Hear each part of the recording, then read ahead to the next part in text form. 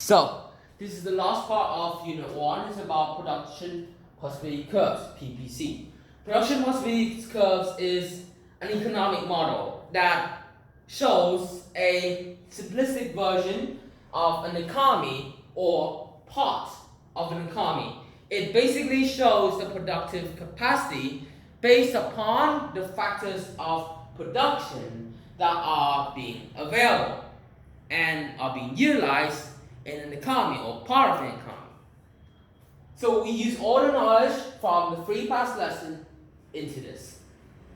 Now before that, we have to know how to label the axis. In some problems, they're going to ask more specifically. For example, the kilograms of tomato versus the kilograms of wheat. Okay? Then you have to label the x and y axis like that. But if they give you more in general the economy, you have to label the y-axis as consumer goods and the x-axis as capital goods. So, x-axis is capital goods. These are manufactured goods that will be used to produce the consumer goods.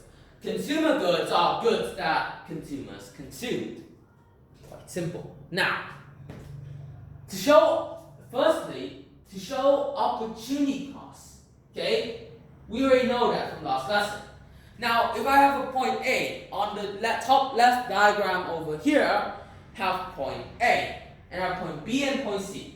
If I move from point A to point B, that means the opportunity cost here is basically more capital.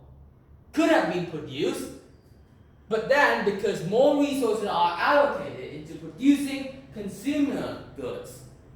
Same, if you move from A down to C, then it's vice versa.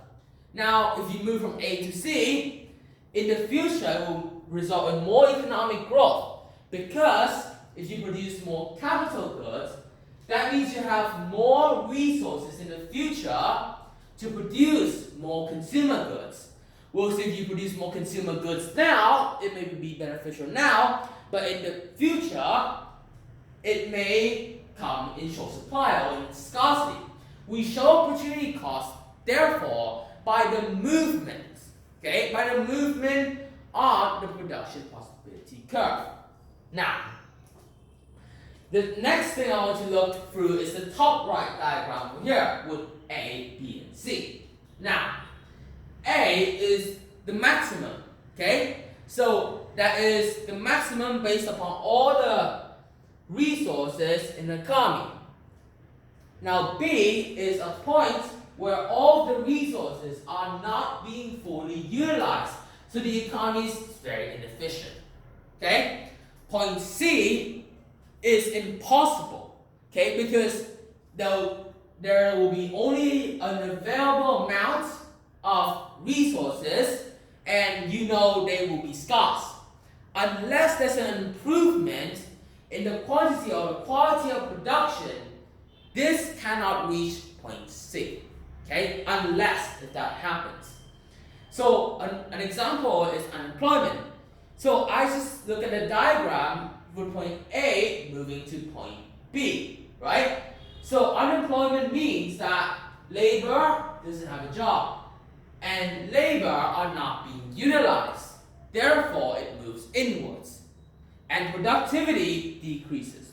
Now, so the final thing is the shift, and the PPC can shift either outwards or inwards. As we learned last time, we have to understand about the improvement or the decline in either the quantity or the quality of the factors of production that could influence the PPC curve. To draw it, you draw a new PPC curve that is either on the left, which is an inward shift, or on the right. So please label them, and please put the arrows as well. It's going to be very beneficial. So suppose that there's an improvement in the quantity and the quality of the factors of production.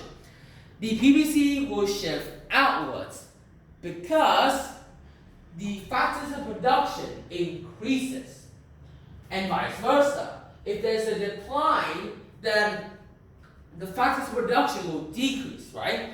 Therefore, it will shift inwards, okay? And really, that's all you need to know for Unit 1. These will be useful later on in Unit 3 and 4. So keep on revising.